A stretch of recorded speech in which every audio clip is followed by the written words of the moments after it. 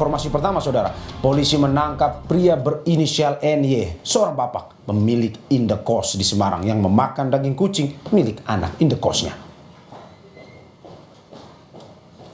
NY ditangkap setelah sebuah video dirinya memasak dan memakan daging kucing viral di media sosial.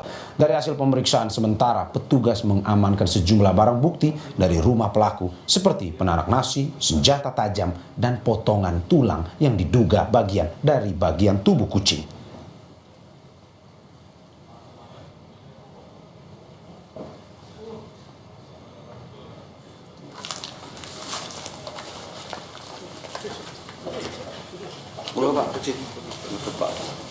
Atas viralnya video itu, tim unit Reskrim Polsek Gunung Pati langsung mendatangi lokasi rumah indekos yang pemiliknya memakan daging kucing.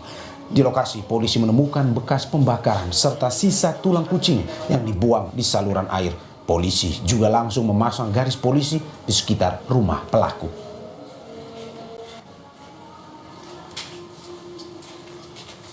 Yang bersangkutan memang mengakui sudah mengkonsumsi daging kucing atau binatang kucing tersebut berkali-kali dalam tempo tidak pada saat, tapi berulang-ulang dalam tempo yang tidak sama, kurang lebih 10 kali berkali-kali dalam 1 tahun.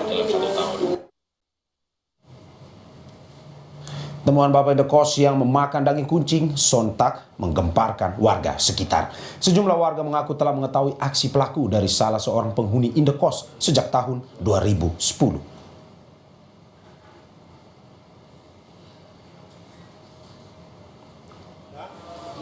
Duganya gimana waktu? Atau ada yang lihat atau gimana? Ada yang cerita, waktu dulu tahun 2010 ya, itu kan ada yang kos, dia cerita katanya babat membeli kucing, terus yang kos lari. Itu zaman dulu loh Mas. Emang enak bapak makan kucing pak? Iya. Dan sekarang mau enak kok enggak, sekurang tua itu garam 90. Lalu, dan itu bapak makan nasi? Iya nasi tapi sedikit sekali gitu loh. Itu nggak boleh banyak-banyak. Video bapak kos di Semarang, Jawa Tengah beredar di media sosial setelah dipergoki anak indekosnya sedang memakan daging kucing. Dalam video, tampak seorang pria warga Gunung Pati, Semarang sedang menyantap daging kucing. Kami terpaksa menyamarkan visual karena mengandung unsur ketidaknyamanan. Dalam rekaman itu terdengar bapak indekos membenarkan jika dirinya memakan daging kucing milik perekam video.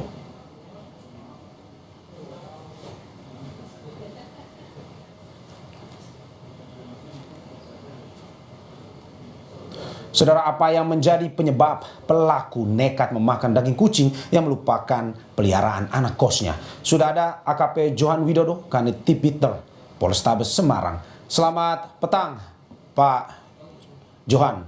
Terima kasih sudah bergabung di Kompas TV petang ini. Pak, ini sebuah kasus, sebuah fenomena yang menggemparkan tidak hanya di media sosial tetapi juga warga sekitar. Ada pengakuan katanya sudah lama, tapi ada juga yang langsung merasakan. Pak, saat ini apa status pelaku saat ini dan penanganannya seperti apa yang dilakukan oleh polisi? Baik, terima kasih Mas Mario. Kami dari Satreskrim Polrestabes Semarang telah mendapat laporan terkait dengan ada seseorang yang mengkonsumsi daging kucing di daerah Gunung Pati. Demikian.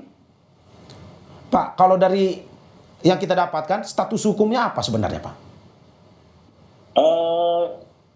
Kita terapkan dengan tindak pidana Undang-Undang Nomor 41 Tahun 2014 terkait tentang dengan Undang-Undang Peternakan dan Kesehatan Hewan. Oke, Pak, informasi terakhir, saat ini lokasi pelaku ada di mana, keberadaan pelaku ada di mana, dan bagaimana penemuan dari kasus ini, ungkapan di awalnya? Jadi untuk sementara ini pelaku masih kita amankan, sedangkan untuk penemuan awal kita dapat laporan atau pengaduan dari masyarakat salah satu penghuni kos dari tersangka, yang mana tersangka adalah pemilik kos-kosan di daerah Gunung Padi. Kemudian atas laporan atau pengaduan tersebut kami tidak lanjuti, kami cek TKP dan menemukan beberapa barang bukti yang digunakan ataupun bekas mengkonsumsi daging kucing tersebut. Pak, dari informasi di media yang kita dapatkan, ini juga sudah tersebar, bahwa pengakuan pelaku memakan daging kucing untuk diabetes karena pelaku mengidap diabetes. Apakah betul dari pendalaman polisi seperti itu atau mungkin ada informasi lain?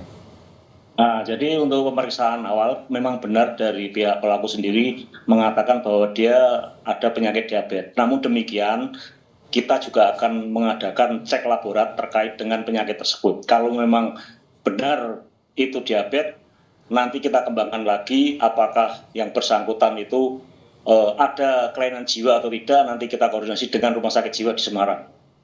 Oke, Pak, ini dari informasi yang beredar juga dan juga berasal dari tetangga bahwa ada yang melihat sejak tahun 2010, Pak, bahwa pelaku sudah melakukan aksi ini atau mengkonsumsi daging kucing.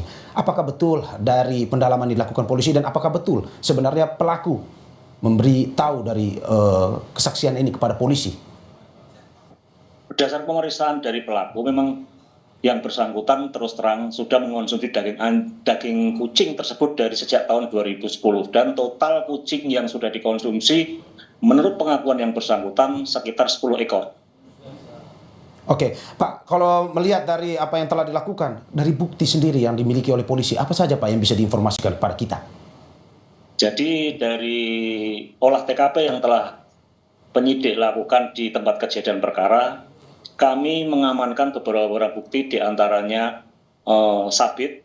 Sabit ini digunakan untuk membunuh kucing, dipukul kepalanya menggunakan sabit, kemudian setelah itu dibakar, kemudian setelah dibakar untuk menghilangkan bulu kucing itu, yang bersangkutan menguliti kucing tersebut, kemudian dimasukkan ke magicom untuk dimasak. Dan magicom tersebut sudah kami amankan, termasuk pisau yang untuk